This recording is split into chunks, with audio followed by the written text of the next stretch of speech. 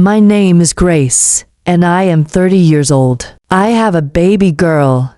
Her name is Lily. She's 1 year old, and she's the reason I wake up every morning, even when I feel like falling apart. When I hold her, the world feels softer, warmer, almost peaceful. But the moment I let go, reality comes back. Bills, work, exhaustion, and a mother who made a promise she could not keep. I remember when Lily was born. I was scared but happy, truly happy. My husband, Ethan, painted her room himself. He wanted everything perfect. Pale yellow walls, little white stars on the ceiling, and a mobile that played a soft lullaby. He said, "She'll sleep under stars before she ever sees them." We didn't have much back then. Just dreams, small savings, and a rented room that smelled like paint and hope. My mother, Margaret, said she'd help us. She was confident, practical, and always right. Or at least she believed so. "Don't waste time with small plans," she told us one evening, sipping her tea like a queen. "Buy a big house now. Think big, live big. I'll help you." Ethan looked at her, unsure. "Mom, we don't have enough. We can afford something small, maybe 2 rooms at most." But she waved her hand. "Small homes make small lives. You two deserve more. I'll give you some money. Your in-laws will help too. You can pay the rest slowly." It sounded perfect. I trusted her. I always did. My mother was the kind of woman people listened to. Her voice carried authority, like she knew the world better than anyone else. So we did it. We bought a big house, bigger than we could afford. It had white walls, a balcony, and a small garden that smelled like fresh rain. I remember walking into it for the first time, holding Ethan's hand, my belly round and full of life. "This will be Lily's home," I whispered. Ethan smiled. "Our home," he said softly. "When Lily was born, Mom was right there beside me. She held my hand in the hospital, wiped my forehead, and whispered, 'Don't worry, my baby. I'll take care of everything.' For the first few months, she did. She cooked, cleaned, and rocked Lily to sleep when I was too tired to move. Every morning she would say, 'You go to work, Grace. I'll take care of Lily.' And I did. I trusted her completely. But life doesn't stay still. Promises fade, love changes shape, and people grow tired, even mothers. One afternoon, Mom was sitting at the table, staring out the window. Her coffee was cold. Her voice was flat when she said, "Grace, I can't take care of Lily anymore."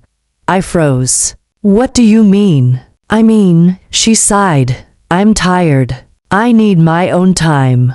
I can't spend every day in your house taking care of a baby. I've done enough."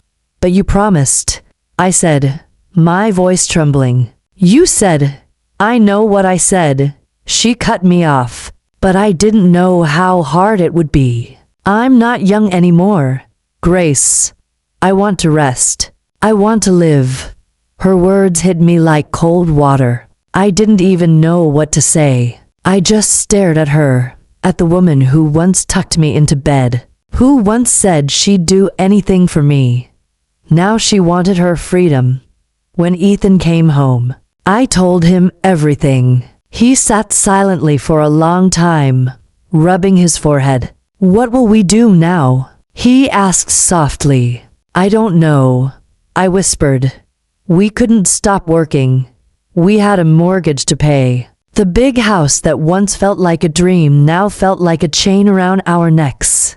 That night, I didn't sleep.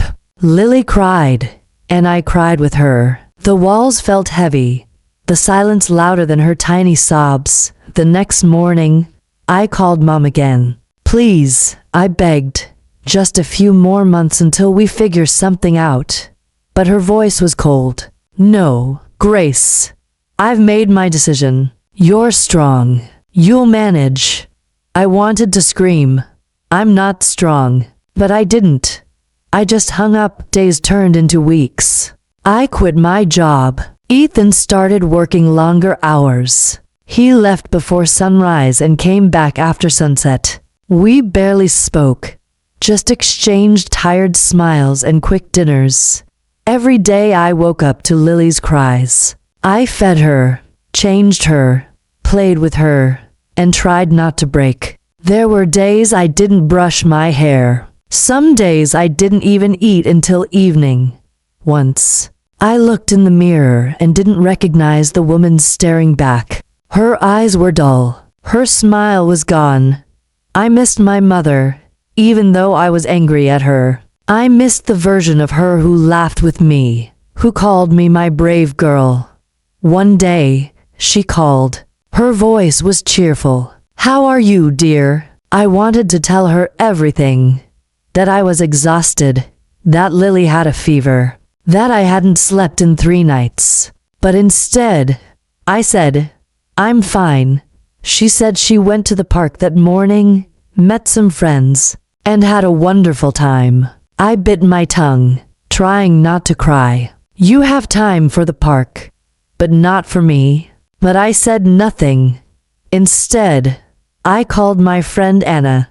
She had a little boy about Lily's age. "I don't know what to do anymore," I said. "I'm tired. I'm angry. I feel like I'm failing." Anna listened quietly. Then she said, "Grace, you're not failing. You're just tired. It's okay to be tired, but you have to find help. Maybe ask Ethan's parents?" I hadn't thought about that. Ethan's parents were kind people. Simple, humble, and loving. That Sunday, we visited them. After lunch, while Lily napped in her grandmother's lap, I told them everything. Ethan's father listened silently. Then he said gently, "We can help on weekends. We're old, but we love Lily. We'll do what we can." Tears filled my eyes. "Thank you," I whispered. It wasn't much, but it was something. That night, Ethan said, "I'll try to find a better job, and I'll look for part-time work from home." I said, "It wasn't a perfect plan, but it was a start." Weeks passed. I worked late at night while Lily slept. Small online jobs that didn't pay much but kept me busy. Ethan worked harder than ever, sometimes coming home past midnight. We were two tired souls trying to keep our world from falling apart. Then one afternoon, Mom showed up. She looked different. Her hair was short, neat, and freshly dyed. She wore a new dress, bright and floral. "Hi, dear," she said softly, as if nothing had happened. I froze. "Hi, Mom." She walked over to Lily. "She's grown so much," she said, kissing her cheek. "Yes," I replied, keeping my tone neutral. Mom looked around the house. "Everything looks nice," she said. Then she sat down. "Grace, I hope you're not angry at me anymore." I looked at her. For a long time, I didn't speak. Then I said quietly, "I was never angry, Mom. I was just hurt." Her eyes softened. I didn't realize how hard it would be. I thought I could do it, but I couldn't.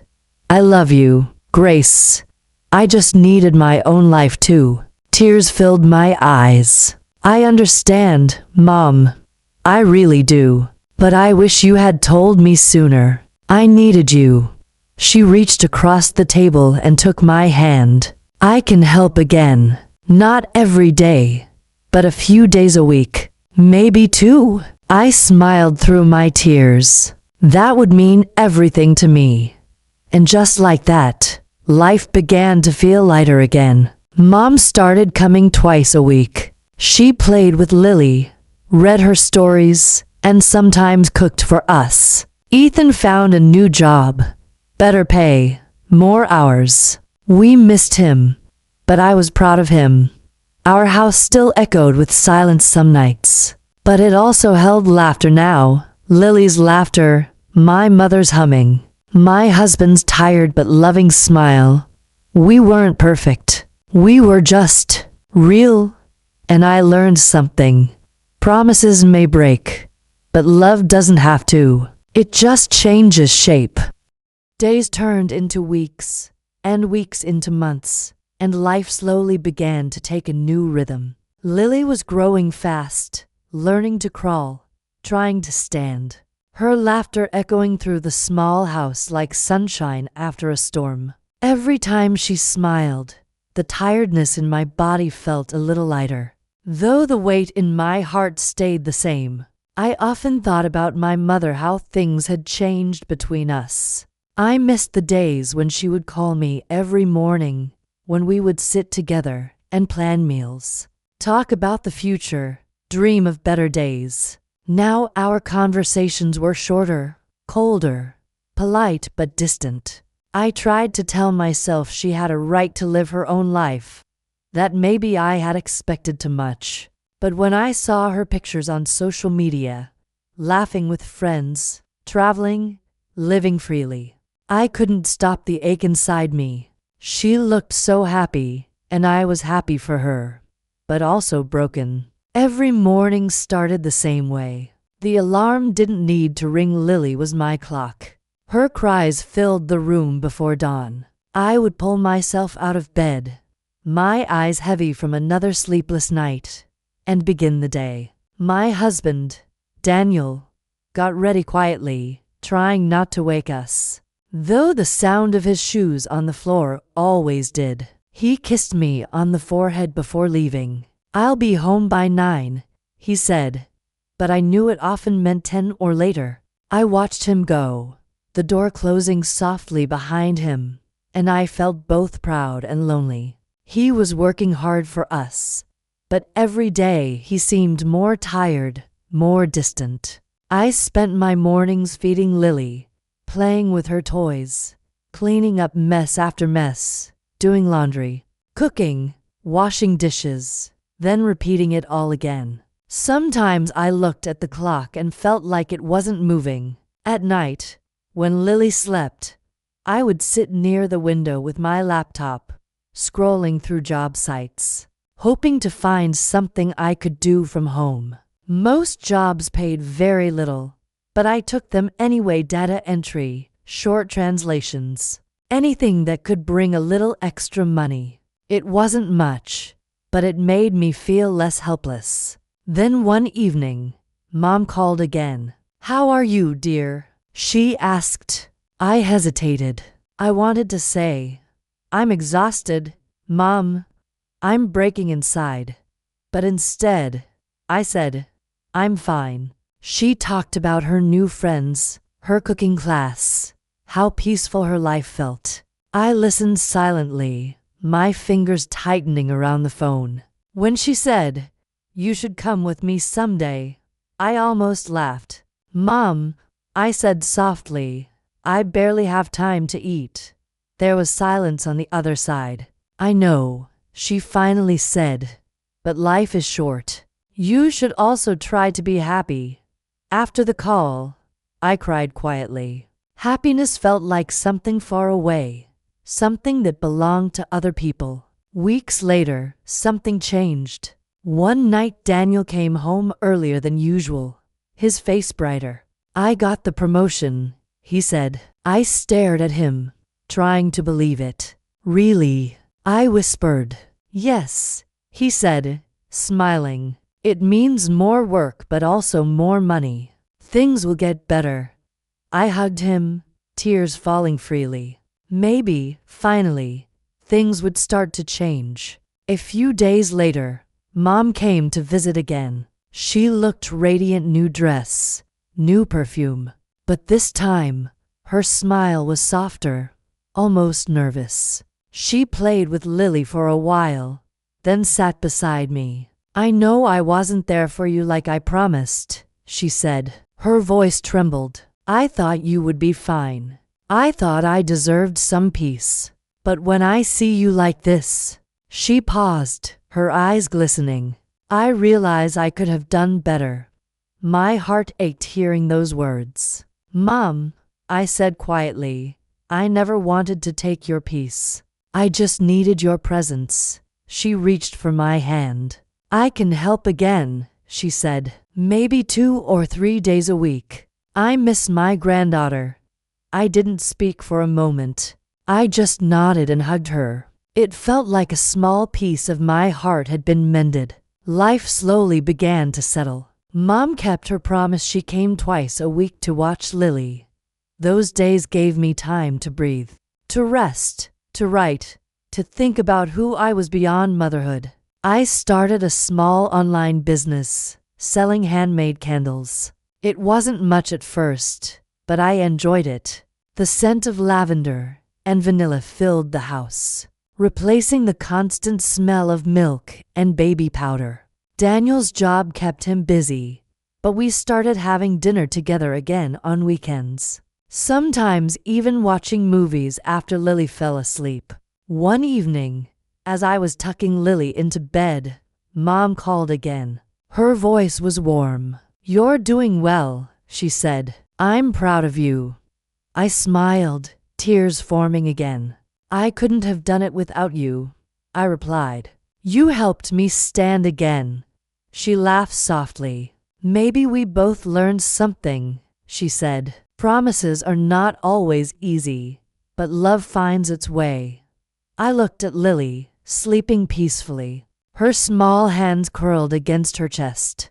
The house was quiet, the moonlight spilling through the window. For the first time in a long while, I felt calm. Life was not perfect, it never would be, but it was real, and it was ours. Mom had her life, I had mine, and somewhere in between, we found each other again. I learned that love doesn't always mean doing everything for someone. Sometimes it means stepping back. Sometimes it means returning when it truly matters. My mother had broken her promise once, but she had also come back. And maybe that was what truly mattered, not perfection, but forgiveness, and the strength to begin again. I whispered to Lily, you will grow up knowing this, that family isn't about who never leaves, but who finds their way back. Then I turned off the light and sat beside her, listening to her tiny breaths. The world outside was still busy, still loud, but inside our little home, there was peace. We had struggled, we had cried, but we had survived.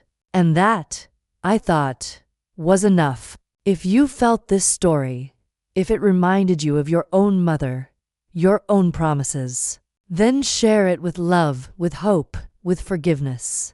Because sometimes, even broken promises can lead us back home.